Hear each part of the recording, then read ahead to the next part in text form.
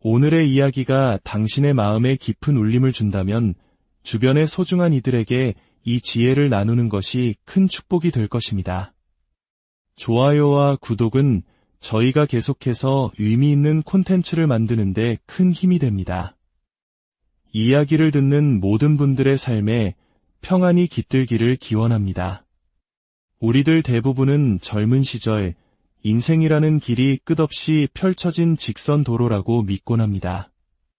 성공, 행복, 그리고 삶의 의미 같은 것들은 저 길의 끝, 미래의 어느 지점에서 우리를 기다리고 있을 것이라 생각하죠.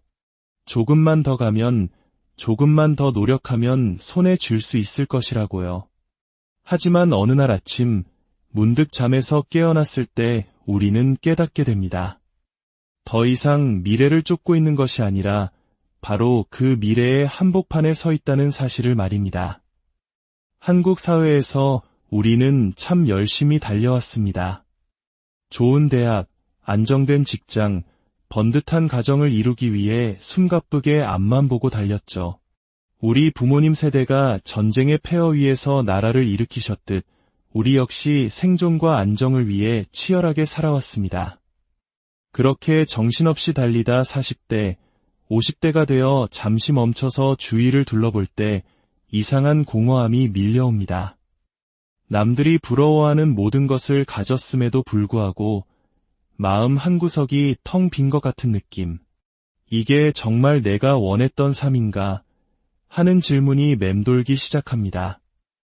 이것이 바로 우리가 중년의 위기라고 부르는 것의 시작입니다. 하지만 오늘 우리는 위대한 사상가들의 지혜를 빌려 이 시기가 위기가 아니라 진정한 나를 찾아가는 위대한 각성의 순간임을 이야기하고자 합니다. 당신의 진짜 인생, 오직 당신만이 쓸 수 있는 당신의 이야기는 아직 시작되지도 않았습니다. 그 첫 번째 목소리는 분석 심리학의 거장 칼 융에게서 들려옵니다. 젊은 시절의 당신은 세상이 원하는 올바른 사람이 되기 위해 평생을 바쳤을 겁니다. 조직에 잘 융화되는 사람, 주변으로부터 존경받는 사람, 부모님과 가족을 자랑스럽게 만드는 사람, 그리고 수년간 스스로에게 이것이 바로 진짜 나라고 속삭여왔죠. 세상에 보여지는 나의 모습, 즉 페르소나가 나의 전부라고 믿으면서요. 하지만 칼 융은 말합니다. 당신은 세상에 보여주는 모습이 전부가 아니라고. 당신은 또한 당신이 애써 숨겨온 모든 것이기도 하다고 말입니다. 마음속 깊이 묻어두었던 의심, 분노, 차마 조칠 용기가 없었던 비밀스러운 야망, 그리고 아무것도 아니라며 삼켜버렸던 슬픔까지.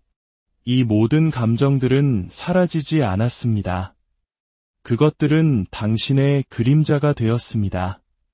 그리고 당신이 그 그림자를 보려 하지 않는 한 그 그림자는 어둠 속에서 당신을 조종할 것입니다. 융은 평생 사람들이 왜 자기 자신을 잃어버리는지를 연구했고 우리 대부분이 반쪽짜리 인간으로 살아가고 있다는 사실을 발견했습니다. 우리는 안전함을 느끼기 위해 가면을 쓰고 역할을 연기하며 세상이 원하는 모습으로 자신을 바꿉니다. 처음에는 이 방법이 통하는 것처럼 보입니다. 하지만 어느 순간 가면에는 균열이 생기기 시작합니다. 당신이 애써 쌓아 올린 삶이 더 이상 충분하지 않다는 것을 깨닫게 되는 것이죠. 그 삶이 나빠서가 아니라 불완전했기 때문입니다. 중년이란 바로 이 그림자가 우리를 찾아오는 시기입니다. 그림자는 허락을 구하지 않습니다. 그저 당신이 공들여 만들어 온 거짓된 자아가 아닌 있는 그대로의 당신 자신을 정면으로 마주하게 만듭니다. 그리고 이것은 몹시 두려운 일입니다. 온전한 자신을 받아들이는 것은 스스로가 싫어했던 자신의 일부까지도 마주해야 한다는 의미이기 때문입니다. 만약 이 그림자를 무시하고 없는 척한다면 어떻게 될까요? 바로 그때 그림자는 어둠 속에서 당신의 삶을 지배하기 시작합니다. 당신의 억눌린 욕망은 중독으로 변질되고 말하지 못한 두려움은 세상을 향한 분노로 표출됩니다. 그리고 당신이 자신 안에서 인정하기를 거부했던 바로 그 모습을 가진 다른 사람들을 미워하게 만듭니다. 이것이 바로 수많은 중년의 사람들이 길을 잃고 냉소적으로 변하며 불안감에 시달리는 이유입니다.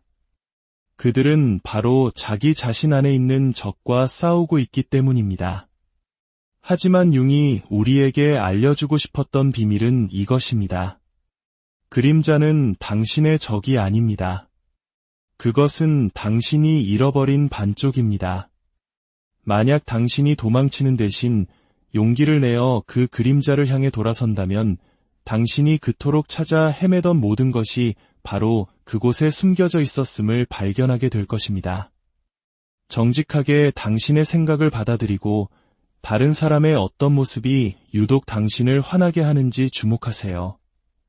그것이 바로 당신이 묻어버린 자신의 일부일 가능성이 높습니다. 융은 말했습니다. 자신을 온전히 받아들이는 것만큼 끔찍한 일은 없다. 하지만 동시에 그것만큼 자유로운 일도 없다고 말입니다.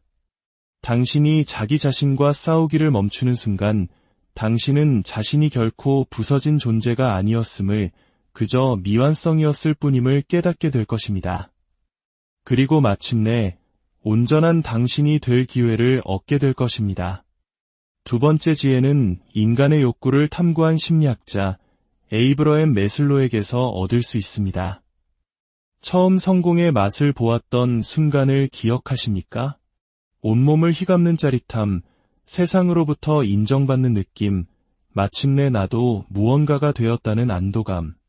젊은 시절의 우리는 그것이 인생의 목표라고 생각했습니다. 더 많이 성취하고 더 높은 곳으로 올라가고 남들에게 멋지게 보이는 삶을 만드는 것. 하지만 매슬로는 당신이 결코 당신의 것이 아니었던 꿈을 좇고 있었다고 말할 것입니다. 그는 무엇이 사람을 진정으로 충만하게 만드는지를 연구했고 세상 대부분이 이해하지 못하는 사실을 발견했습니다. 가장 깊은 목적의식을 느끼는 사람들은 가장 많은 것을 성취한 사람들이 아니었습니다. 그들은 가장 자기 자신이 된 사람들이었습니다. 우리는 수년간 승진을 좇고 인정을 구하며 명성을 쌓기 위해 사다리를 올랐습니다. 그리고 한동안은 그것만으로도 충분하다고 느꼈죠. 하지만 어느 날 아침 눈을 떴을 때 그 모든 것이 이상하리만치 공허하게 느껴지는 날이 올 것입니다. 당신이 무언가 잘못했기 때문이 아니라 당신의 영혼이 더 큰 무언가를 향해 부름을 받고 있기 때문입니다. 매슬로의 욕구 단계 이론은 이 모든 것을 설명해 줍니다. 처음 우리는 안전, 안정, 소속감과 같은 기본적인 욕구를 추구합니다. 발밑에 단단한 기반을 다지기 위해 노력하죠. 이것은 필요하고 중요한 과정입니다. 하지만 그 기반이 완성되는 순간 새로운 질문이 떠오릅니다. 이제 그 다음은 무엇이지? 바로 이 순간이 자아실현의 여정이 시작되는 때입니다.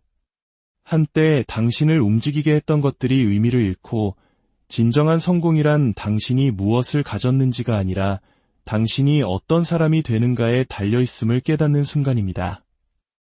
어떤 이에게 자아실현은 더 이상 자신의 가치와 맞지 않는 직장을 떠나는 것을 의미할 수 있습니다.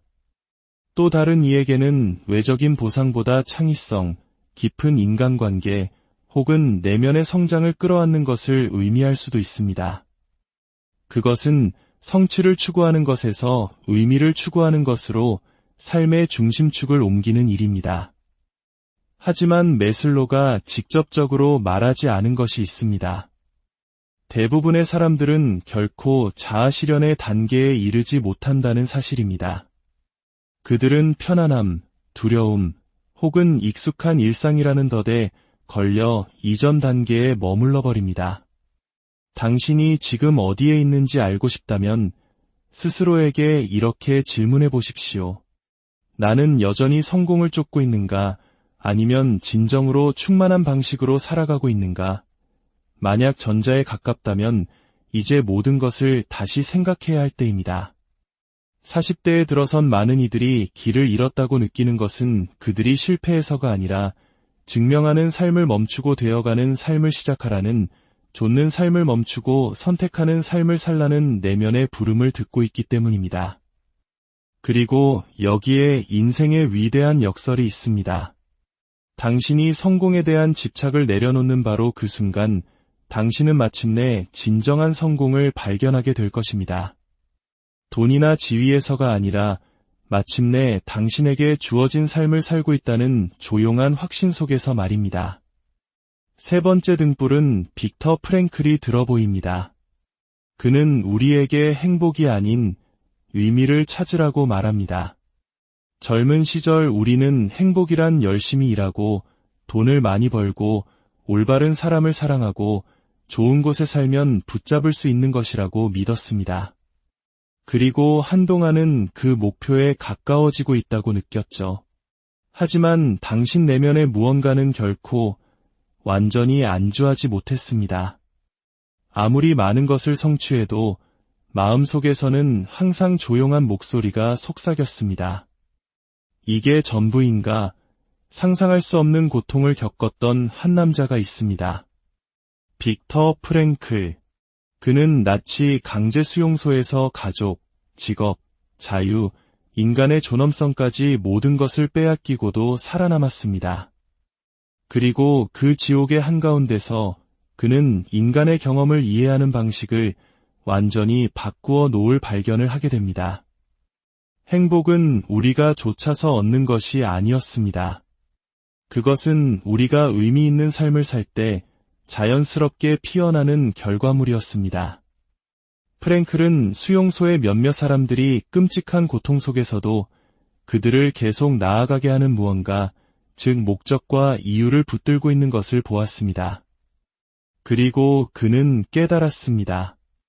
살아남은 사람들은 반드시 가장 강한 사람들이 아니라 살아남을 가치가 있는 무언가를 찾은 사람들이었다는 것을. 우리는 행복을 좇는데 너무나 많은 시간을 허비했지만 계속 잘못된 곳을 헤매고 있었습니다. 직업, 인정, 소유물, 그 어떤 것도 결코 충분하지 않을 것입니다. 왜냐하면 행복은 우리가 얻는 것이 아니라 우리의 삶이 더 깊은 목적의식과 일치할 때 우리에게 주어지는 것이기 때문입니다. 프랭클은 의미를 찾는 세 가지 길을 제시했습니다. 바로 일, 사랑, 그리고 고통을 통해서입니다. 첫째, 일을 통한 의미입니다. 단순히 직업이 아니라 소명을 말합니다. 당신 자신보다 더 위대한 목적에 기여하는 무언가를 하는 것. 그것은 거창할 필요가 없습니다. 아이를 키우는 것, 공동체를 세우는 것, 당신보다 오래 살아남을 무언가를 창조하는 것.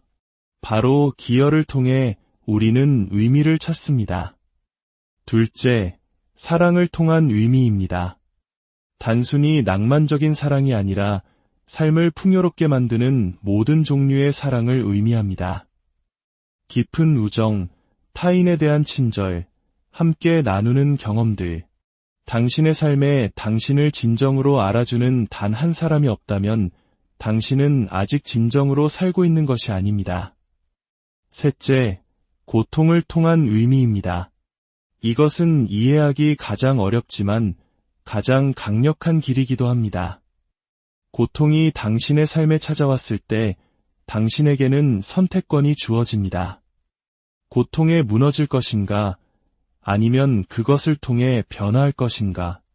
세상에서 가장 목적 있는 삶을 사는 사람들 중 일부는 자신의 가장 큰 고통을 가장 위대한 사명으로 바꾼 사람들입니다. 상처 입은 치유자가 된 생존자들처럼 말입니다. 프랭클은 말했습니다. 우리가 더 이상 상황을 바꿀 수 없을 때 우리는 우리 자신을 바꾸도록 도전받는다. 만약 당신의 삶이 의미를 잃었다고 느껴진다면 이 세 가지를 돌아보십시오. 나는 무엇을 창조하고 있는가? 나는 누구를 사랑하고 있는가? 나는 어떤 고통을 변화시키고 있는가? 이 질문에 답할 수 있다면 당신은 다시는 길을 잃지 않을 것입니다. 네 번째 지혜는 실존주의 철학자 세렌 키르케고르에게서 나옵니다. 그는 두려움이 적이 아니라 자유로 향하는 문이라고 가르쳤습니다. 우리는 변화를 몹시 두려워합니다. 어떤 행동을 하기 전에 모든 가능성을 제고하고 망설입니다. 언젠가 준비가 되면 그때 위험을 감수하겠다고 스스로에게 말하며 익숙한 것에 매달립니다. 하지만 당신은 결코 준비되었다고 느끼지 못할 것입니다. 키르케고르는 그 두려움의 정체를 정확히 알고 있었습니다. 그는 그것을 자유가 주는 현기증이라고 불렀습니다. 당신의 삶이 대본도 보장도 없이 온전히 당신의 손에 달려있다는 것을 깨닫는 그 끔찍한 순간, 미지의 벼랑 끝에 서서 만약 뛰어내리면 무슨 일이 일어날지 모른다는 생각에 마비되는 상태. 하지만 키르케고르는 또한 알고 있었습니다. 그 두려움은 적이 아니라 문턱이라는 것을. 당신에게 주어진 삶 속으로 걸어 들어갈 수 있는 유일한 방법은 바로 그 두려움을 끌어안는 것뿐입니다. 당신은 결코 준비되지 않을 것입니다. 만약 준비될 때까지 기다린다면 당신은 영원히 기다리게 될 것입니다. 성장을 신호하는 두려움은 다릅니다. 그것은 당신이 새로운 무언가의 가장자리에 서 있을 때 나타납니다. 비록 당신을 두렵게 할지라도 당신의 마음을 끄는 무언가, 그것이 바로 당신이 걸어가야 할 두려움입니다. 당신이 항상 하고 싶었지만 감히 하지 못했던 일들을 생각해 보십시오. 남들이 어떻게 생각할까 두려워 숨겨두었던 당신의 진짜 모습. 그 삶과 당신 사이에 서 있는 유일한 것은 미지에 대한 두려움뿐입니다. 키르케고르의 믿음의 도약은 단순히 위험을 감수하는 것에 대한 이야기가 아닙니다. 그것은 증명할 수 없는 무언가를 신뢰하는 것에 대한 이야기입니다. 어떤 이에게는 그것이 신에 대한 믿음일 수 있고 다른 이에게는 자기 자신에 대한 믿음일 수 있습니다. 하지만 그 핵심은 당신에게 주어진 삶이 두려움의 저편에 있다는 것을 아직 증거가 없음에도 불구하고 믿기로 선택하는 것입니다. 어느 날 더 이상 변하지 않고 머무르는 것이 변화하는 것보다 더 고통스러운 지점에 도달하게 될 것입니다.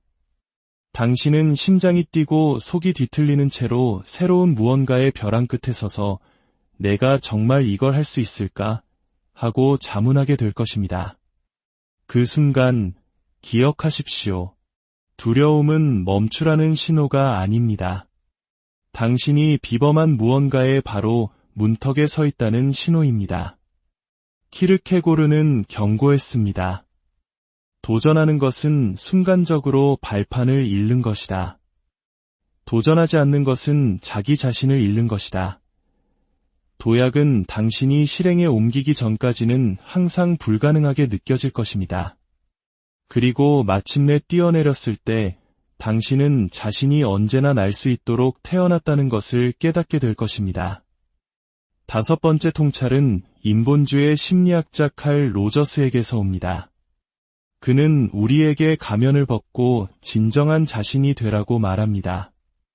당신은 다른 사람들을 편안하게 해주는 버전의 자신으로 살기 위해 평생을 보냈습니다. 올바른 역할을 연기하고 적절한 말을 하고 맞는 가면을 썼습니다. 그리고 한동안은 이것이 진짜 당신이라고 스스로를 설득했죠. 하지만 스스로에게 물어보십시오. 마지막으로 진정으로 자유롭다고 느낀 적이 언제였습니까? 로저스는 무엇이 진정한 삶을 만드는지 연구했고 대부분의 사람들이 깨닫지 못하는 사실을 발견했습니다. 당신이 진정한 자아로부터 멀어질수록 당신은 더 길을 잃게 된다는 것을. 만약 당신의 삶에서 기대, 압박, 두려움을 모두 걷어낸다면 당신은 누구일까요? 이 질문에 대한 답이 두려운 이유는 수년간 당신이 옳게 보이지만 옳게 느껴지지 않는 삶을 만들어왔기 때문입니다. 당신은 더 열심히 일하고 더 많이 성취하고 자신을 더 증명하면 마침내 온전해질 것이라고 생각하며 기다렸지만 결코 그렇게 되지 않았습니다. 문제는 당신이 충분히 노력하지 않아서가 아니라 당신이 충분히 당신 자신이 아니었기 때문입니다. 로저스는 이것을 일치성이라고 불렀습니다. 내면의 당신과 외면에서 살아가는 당신의 삶이 마침내 일치하는 상태. 그리고 이것만이 당신이 진정으로 자유를 느낄 수 있는 유일한 길입니다. 첫 번째 단계는 자기 검열을 멈추는 것입니다. 다른 사람에게 맞추기 위해 당신의 말, 어조, 의견을 조절하는 순간을 알아차리십시오. 그리고 자문해보세요. 만약 내가 심판을 두려워하지 않는다면 나는 무슨 말을 할까? 두 번째 단계는 무엇이 당신을 설레게 하는지 주목하는 것입니다. 비록 그것이 현실적으로 말이 되지 않더라도 당신의 마음을 끄는 것들, 그것이 바로 당신의 진짜 자아가 당신의 주의를 끌려는 신호입니다. 그리고 세 번째, 온전한 자기 수용을 연습하십시오. 로저스는 진정한 성장은 당신이 자신을 고치려고 노력하는 것을 멈추고 당신은 애초에 부서진 적이 없다는 것을 이해하기 시작할 때 비로소 시작된다고 믿었습니다. 어느 날 더 이상 연기하는 것이 너무나 지치는 지점에 도달할 것입니다. 원하지 않는 일에 예라고 말하고 속하고 싶지 않은 곳에 나타나고 맞지 않는 옷을 입고 사는 삶이 견딜 수 없게 되는 날이 올 것입니다. 그날이 오면 로저스의 말을 기억하십시오. 좋은 삶이란 목적지가 아니라 과정이다. 그리고 그 과정은 당신이 연기를 멈추는 바로 그 순간에 시작됩니다. 마지막으로 알프레드 아들러는 당신의 손에 펜을 쥐어줍니다. 그는 당신의 과거가 당신을 정의한다는 것이 당신이 믿어온 가장 큰 거짓말이라고 말합니다. 당신이 저지른 실수, 후회하는 일들, 당신이 어떤 사람이라고 말했던 사람들, 이 모든 것이 당신이 벗어날 수 없는 길을 만들었다고 믿어왔습니다. 하지만 아들러는 아니라고 말합니다. 그가 발견한 것은 사람들이 불행의 순환에 갇혀 있는 이유가 그들에게 일어났던 일 때문이 아니라 그 일에 대해 스스로에게 들려주는 이야기 때문이라는 것입니다. 만약 당신이 스스로를 실패자라고 믿으면 당신은 실패자처럼 행동할 것입니다.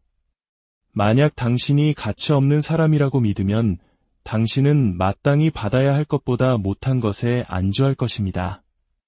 하지만 만약 그 이야기가 사실이 아니라면 어떨까요? 아들러는 사람이 어떤 순간에든 자신의 서사를 다시 쓸 수 있다고 믿었습니다. 당신은 과거의 희생자가 아닙니다. 당신은 실수로 정의되지 않습니다. 당신은 바로 지금 당신이 자유롭기로 결심하는 만큼 정확히 자유롭습니다. 과거는 사실이지만 당신이 그것에 부여하는 의미는 당신의 선택입니다. 나쁜 일들은 일어납니다. 당신은 실수를 했습니다. 하지만 그것들이 당신을 정의합니까? 오직 당신이 그렇게 결정할 때만 그렇습니다. 과거의 사건들에게 힘을 부여하는 유일한 것은 당신이 그것에 붙이는 이야기뿐입니다. 그렇다면 어떻게 그 이야기를 바꿀 수 있을까요? 첫째, 그 이야기에 도전하십시오. 나는 항상 실패해, 나는 행복해질 수 없어와 같은 믿음을 적고 자문해 보십시오. 이것이 객관적인 사실인가? 아니면 내가 너무 오랫동안 스스로에게 반복해서 믿게 된 것인가? 둘째, 그 반대의 증거를 찾으십시오. 당신이 성공했던 단 한순간, 강했던 한순간이라도 찾아내십시오. 셋째, 당신의 새로운 이야기가 이미 사실인 것처럼 행동하기 시작하십시오. 만약 당신이 유능하다고 믿는다면 어떻게 행동하겠습니까? 만약 당신이 가치 있다고 믿는다면 무엇에 예라고 말하고 무엇으로부터 마침내 걸어 나오겠습니까? 어느 날 당신은 깨닫게 될 것입니다. 당신의 과거는 거주지가 아니라 단지 참조 지점일 뿐이라는 것을, 펜은 언제나 당신의 손에 쥐어져 있었다는 것을, 그리고 당신이 다른 이야기를 쓰기로 결심하는 그 순간 당신의 인생은 진정으로 시작됩니다. 자, 이제 우리는 여기에 서 있습니다. 젊은 시절의 당신은 중년이란 두려워해야 할 대상이며 마흔이 된다는 것은 시간이 얼마 남지 않았다는 의미라고 생각했습니다. 하지만 이제 당신은 진실을 압니다. 이것은 끝이 아니라 진짜 시작입니다. 융은 당신이 부서진 것이 아니라 미완성일 뿐이라고 가르쳤습니다. 매슬로는 성공이란 당신이 가진 것이 아니라 당신이 어떤 사람이 되는가에 관한 것임을 보여주었습니다. 프랭클은 의미란 주어지는 것이 아니라 선택하는 것임을 증명했습니다. 키르케고르는 두려움이 멈추라는 신호가 아니라 도약하라는 신호임을 일깨워 주었습니다. 로저스는 당신이 연기를 멈추는 순간 살기 시작한다는 것을 보여주었습니다. 그리고 아들러는 당신에게 펜을 건네며 당신의 이야기를 다시 쓰라고 말했습니다. 사랑하는 당신, 당신은 더 이상 삶을 좇고 있지 않습니다. 당신은 이제 당신의 삶 속으로 당당히 걸어 들어가고 있습니다. 그리고 마침내 당신은